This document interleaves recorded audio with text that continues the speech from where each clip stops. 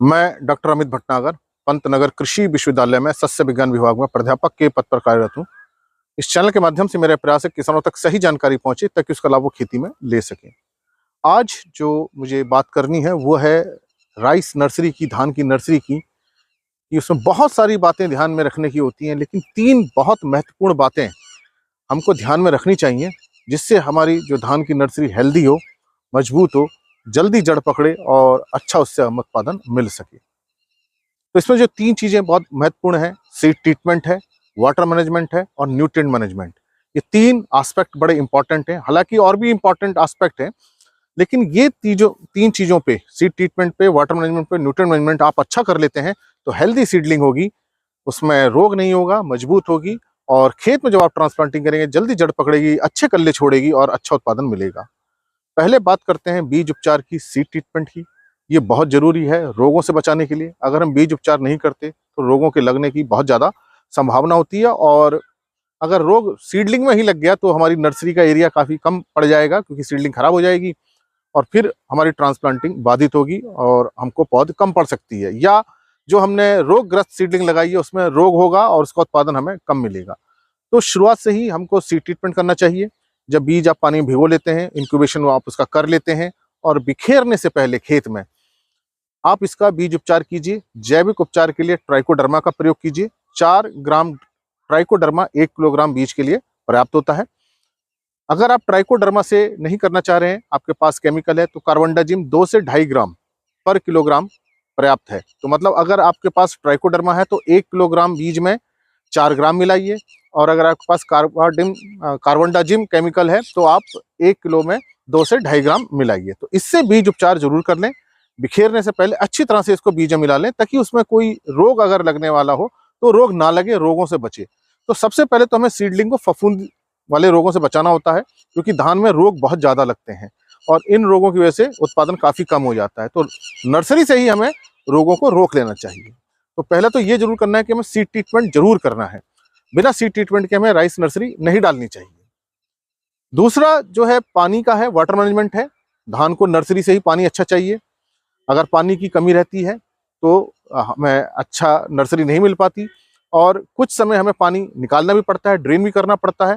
तो ये water management बड़ा इंपॉर्टेंट है, कब हमें पानी भरना है, कब हमें राइस से नर्सरी से पानी निकालना है।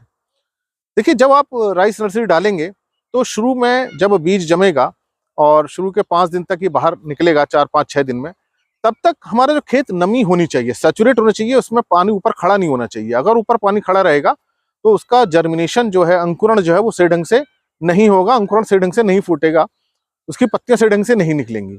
तो शुरू का जो 4, 5, 6 दिन है उसमें पानी ऊपर नहीं भरना है, सतह पर पानी नहीं रखना है, लेकिन मिट्टी को नमी रखनी है ताकि अंकुरण अच्छा हो। तो ये एक बड़ा महत्वपूर्ण बिंदु है कि शुरू में खेत में राइस नर्सरी की जो हमने क्यारी बनाई है उसमें पानी शुरुआत में भर के नहीं रखना है 5-6 दिन तक। जब उसमें से पत्तियां निकलनी शुरू हो जाएंगी, जड़ें भी निकलनी शुरू होंगी, तो जैसे जैसे पत्ती बड़ी होगी, लंबाई पकड़ेगी पौध, तब हमको पानी की मात्रा बढ़ानी चाहिए। शुरू में हम 1 सेंटीमीटर पानी रख सकते हैं। जब ये थोड़ी और बड़ी हो जाए 15 दिन बाद, तो हम पानी को 1 इंच से बढ़ा करके हम तो रख सकते हैं। 1 इंच रख सकते हैं, उससे ज़्यादा रख सकते हैं। ये हमें निर्भर करेगा कि हमारी सीडलिंग की लंबाई कितनी है, लेकिन पानी इतना रखना है कि हमारी पौध डूबे नहीं पानी में। तो किसी भी दशा में पानी की पौध नहीं डूबनी चाहिए। तो शुरू के जो 5-6 दिन है, 4-5 दिन है, वहां हमको पानी नहीं रखना है, नमी बना के रखनी है। और जब पौध अपनी लंबाई पकड़ने लगे तब हमको पानी बना के रखना है, लेकिन पौध ना डूबे। इसके साथ हमें ये भी ध्यान रखना है कि अगर गर्मी बहुत तेज हो रही है और अगर हमने पानी भर के रख रखा है नर्सरी में, तो ये पानी गर्म हो सकता है और इस गर्म पानी से नर्सरी खराब हो सकती है। तो इस पानी को हमें ड्रेन कर देना है। बहुत ज्यादा गर्मी होने पे हमें ड्रेन करके फ्रेश पानी इसमें भर देना चाहिए, ताजा पानी भर देना चाहिए, ताकि उसमें बहुत ज्यादा तापमान ना बढ़े, उसमें ठंडक मेंटेन रहे, टेम्परेचर मेंटेन रहे। तो ये काम हमको करना है। इसके साथ साथ हमें इस बात को ध्यान देना है कि 25 दिन बाद जब हमारी पौध तैयार होगी, 25, 26, 27 दिन पे जब हमें ट्रांसप्लांटिंग करनी है, तब हमको जिस दिन हमें पौध की उखाड़ना है उससे 2 दिन पहले पानी को रोक दें। तो पानी केवल नमी बनी रहे उखाड़ते समय, तो हमें 2 दिन पहले पानी ड्रेन कर देना चाहिए, नमी बनी रहे, ताकि हमारी पौध अच्छे ढंग से उखड़ जाए, उसकी जड़ें ना टूटें। तो पानी उस समय ना हो, पानी को निकाल के रखें। तो शुरू में पानी नहीं रखना है 5-6 दिन, और पौध उखाड़ने से 2 दिन पहले हमें पानी निकाल देना है, बीच में पानी बना के रखना है, लेकिन पौध ना डूबे इतना पानी बना के रखना है। तो ये आपको ध्यान रखना है, और पानी का तापमान बहुत ज्यादा ना हो जाए, पानी को निकालते भी रहना है, फ्रेश पानी भरना है। तो ये हमारा वाटर मैनेजमेंट का पार्ट है। तीसरा जो बड़ा महत्वपूर्ण है कि जिससे हमारी सीडलिंग का पोषण अच्छा हो, उसमें अच्छी जड़ें विकसित हों, उसमें पत्तियां अच्छी विकसित हों। तो देखिए, जड़ों के विकास के लिए फास्फोरस बहुत जरूरी है, और जो शूट है, पत्तियां हैं, उसके विकास के लिए नाइट्रोजन बहुत जरूरी है, और पोटेशियम इन दोनों के काम को बढ़ाता है। तो ये नाइट्रोजन, फास्फोरस, पोटेशियम शुरुआत में हमें नर्सरी में देना चाहिए जब हम बीज डाल रहे हो। तो अगर एनपीके की कमी रहती है तो जड़ें छोटी रह जाती हैं, पौध पीली रह जाती है, छोटी रह जाती है, तो इस पर हमें ध्यान देना है। तो अगर आप 1 एकड़ की नर्सरी डाल रहे हैं तो सामान्यतः 300 से 400 वर्ग मीटर होता है। ये कम भी हो सकता है, निर्भर करता है आप हाइब्रिड ले रहे हैं या बासमती राइस ले रहे हैं या कोई दूसरा धान ले रहे हैं या अलग तरीके से बो रहे हैं। तो एक हम मान के चलते हैं कि 300 से 400 वर्ग मीटर पर्याप्त हो जाता है नर्सरी का एरिया, अगर हमें 1 एकड़ के क्षेत्र में रोपाई करनी है।